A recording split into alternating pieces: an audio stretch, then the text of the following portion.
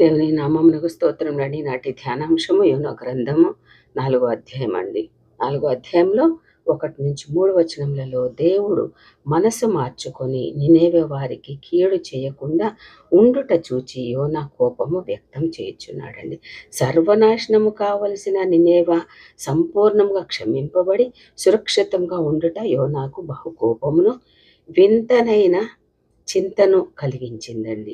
పట్టరాని కోపం వచ్చింది. ఎవరిపైన సాక్షాత్తు తాను 4వ అధ్యాయం 2వ వచనంలో వర్ణించిన కటాక్షము, శాంతము, జాలి మరియు అత్యంత కృపగల దేవుని పైననే ఆయన యొక్క కోపము. నన్ను వెళ్ళి నినేవే నాశనము అవుతుందని ప్రకటించమని చెప్పి తీరా నేను వెళ్ళి ఎంతో ప్రయాసతో ఒక రోజంతా తిరిగి ఇక మీకు నాశనం తప్పదని ప్రకటిస్తే నీవేమో వారిని క్షమించి కాపాడతావా అని దేవునిపైనే కోపము ఉన్నాడండి. ఇక నేను బ్రతకడం కంటే చచ్చటం మేలు అని 4వ అధ్యాయం 3వ వచనంలో అని అంటున్నాడండి. చస్తానంటే చావనివ్వవు, బ్రతుకుతానంటే బ్రతకనియ్యవు. ఇంతకుముందు నేనే చావాలనుకున్నాను 1వ అధ్యాయంలో, ఇప్పుడు నీవే నన్ను చంపు అని కోపపడుచున్నాడండి. 4వ అధ్యాయము 3-8 వచనంలో. ఎందుకు యోనా అంతగా ఆగ్రహం చెందుచున్నాడు అంటే, యోనా దినములలో యూదులు అన్యులతో దేవుని సందేశమును పంచుకోరండి. పౌలును కూడా అందుకే అభ్యంతరపరిచారు. 1 తెస్సలోనికీయులకు రాసిన మొదటి పత్రిక 2వ అధ్యాయం 14-16 వచనములలో. దుష్టులైన నినేవే పట్టణములోని అన్యజనులను దేవుడు అంత సులభముగా క్షమించడని యోనా తలంచాడండి. నినేవే పట్టణమునకు పోకుండా తర్షీషుకు పోటలో గల కారణమును యోనా ప్రస్తావించాడండి. నినేవే పట్టణస్థులు క్షమింపబడుట యోనాకు ఇష్టం లేదు. వారు నాశనం కావాలని యోనా ఆశించుచున్నాడు. ఇశ్రాయేలుల దేవుడే సకల ప్రజలకు దేవుడై ఉన్నాడన్న వాస్తవమును యోనా అర్థం చేసుకోలేకపోయాడండి. దేవుడు మానవులందరినీ ప్రేమించుచున్నారు కదా, తన తట్టు తిరిగిన వారినందరినీ రక్షించాలని ఆశపడుచున్నారు కదా. నినేవే పట్టణము నాశనమగునని తను ప్రకటిస్తే అది నాశనం కాకుండా ఉండడం తనకు అవమానకరంగా ప్రవక్త తలంచుచున్నాడండి. దేవుని ప్రేమను విస్తారమైన జనుల రక్షణ కన్నా తన వ్యక్తిగత హోదాను బట్టి యోనా బాధపడుచున్నాడండి. తాను ప్రకటించినది తప్పక నెరవేరాలని కోరుకుంటున్నాడు. దేవుని చిత్తమునకు అవకాశం ఇవ్వకుండా తాను ఆశించినదే నెరవేరాలని తలంచుట వలననే అంత కోపిష్టి అయ్యాడండి. 4వ అధ్యాయం 4-9 వచనములలో ఈ అధ్యాయంలో దేవుడు యోనాను 3 ప్రశ్నలు అడుగుతున్నాడండి. మొదటిగా, నీవు కోపించుట న్యాయమా అని 4వ అధ్యాయం 4వ వచనంలో. రెండవ ప్రశ్న, ఈ సొర చెట్టును గురించి నీవు కోపగించుట న్యాయమా? 4వ అధ్యాయం 9వ వచనం అండి. మూడవ ప్రశ్న, నినేవే మహాపురము విషయంలో నేను విచారపడవద్దా? 4వ అధ్యాయం 11వ వచనం అండి. వేరు సందర్భంలో దేవుడు యోనాను ప్రశ్నించిన ఈ 3 ప్రశ్నలను గమనిస్తే యజమానుడు దానిని ప్రశ్నించినట్లు కాకుండా తండ్రి తన కుమారుని బ్రతిమలాడుతున్నట్లుగా దేవుడు యోనాను ప్రశ్నించుచున్నాడండి. ఇందులో దేవుని ప్రేమ ఎంతగా వెల్లడి అవుతున్నదో కదా. దేవుడు యోనాను ఎత్తి మరల సముద్రంలో పడవేయగలడండి. కానీ కుమారుడు తండ్రిపై కోపపడినప్పుడు తండ్రి చూపే ప్రేమను దేవుడు యోనా ఎడల వ్యక్తపరచుచున్నాడండి. దేవుడు ప్రేమతో యోనాకు పాఠము నేర్పాడు. మరల దేవునిపైనే కోపగించుకొని పట్టణము నుండి తూర్పు తట్టున బస ఏర్పాటు చేసుకున్నాడండి. 4వ అధ్యాయం 5వ వచనం ప్రకారం. పందిరి నీడను కూర్చుని పట్టణమునకు ఏమి జరుగునోనని చూచుచున్నాడండి. 4వ అధ్యాయం 5వ వచనం ప్రకారము.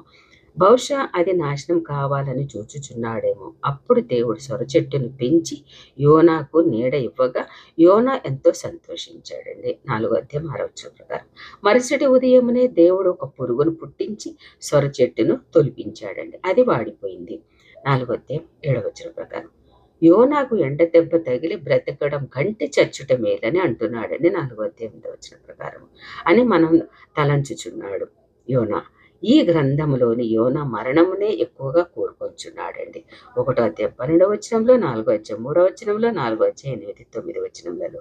దేవుడు జీవం ఇస్తే మరణించాలని ఆశించుట ఎంత విడ్డూరం కదండి. ఎండ వేడిమికి తట్టుకొనలేక మరణించాలని తలంచాడు. అప్పుడు దేవుడు ఈ సొర చెట్టుని ఎండిపోవుటను చూచి నీవు కోపగించుట న్యాయమా అని ప్రశ్నించినప్పుడు, ప్రాణము పోనంతగా కోపగించుట న్యాయమే అని 4:9 మరొకసారి మరణ ప్రస్తావనతో కోపం ప్రదర్శించుచున్నాడండి యోనా. నీడను ఇచ్చే సొరచెట్టు ఎండిపోట యోనాకు ఇష్టం లేదు. నినేవే పట్టణం మాత్రం నాశనం కావాలని కోరుకుంటున్నాడు. తాను మాత్రం సుఖంగా ఉండాలని, ఇతరులు ఏమైపోయినా పర్వాలేదు అనే తత్వం గల ప్రవక్త యోనా అండి. పెంపుడు జంతువు చనిపోతేనే ఎంతో బాధపడేవారు ఉన్నారు. పాపంలో తన స్నేహితుడు పొరుగువాడు మరణించవలసి వస్తే బాధపడగలరా? సొర చెట్టుకు ఇచ్చిన విలువ యోనా నినేవే పట్టణస్థుల క్షేమం కొరకు ఇవ్వడం లేదు. అదే అతని కోపమునకు చావాలని కోరుకోవడానికి కారణము. కానీ దేవుడు సొర చెట్టు వలన నువ్వు నీడ ఇస్తున్నప్పుడు నీవు దాన్ని విస్మరించావు కాబట్టి నేను దానిని ఎండపెట్టానని కూడా దేవుడు చెప్తున్నాడండి. దేవుడిని ప్రశ్నించకూడదండి. దేవుడు చేసే పనులు మనము అంగీకారంగా మనము దాన్ని ఆస్వాదించాలండి. 4:10-11 దేవుడు యోనాను ప్రశ్నిస్తూ, నీవు కష్టపడకుండాను పెంచకుండాను ఒక్క రాత్రిలో పుట్టి పెరిగి ఒక రాత్రిలోనే వాడిపోయిన ఈ సొర చెట్టు విషయంలో నీవు విచారపడుచున్నావే అని 4:10 అయితే 1,20,000 కంటే ఎక్కువ జనమును బహు పశువులు గల నినేవే మహాపురము విషయంలో నేను విచారపడవద్దా అని యోనాతో సెలవిచ్చినట్లుగా 4:11 గొప్ప గుణపాఠము దాగి ఉందండి. యోనా సొర చెట్టును గురించి అంతగా బాధపడితే ఇంతమంది జనులు పశువుల ప్రాణమును పోవుట నాకెంతో బాధగా ఉంటుంది అని దేవుడు నినేవే వారి ఎడల తనకున్న ప్రేమను వ్యక్తపరచుచు దేవుని ప్రేమ జాతి, మత, కుల, ప్రాంతీయ విపక్షతలు అతీతమని రుజువుపరిచాడండి. ప్రవక్త బ్రతుకు వింతైన చింతతో చివరికి ప్రశ్నార్థకంగానే మిగిలిపోయిందండి. దేవుడు ఇటు రీతిగా ఒక సొర చెట్టుతోటి నినేవే పట్టణస్థులను మరి పోల్చి బుద్ధి చెప్పినట్లుగా మనకు అనిపిస్తుందండి.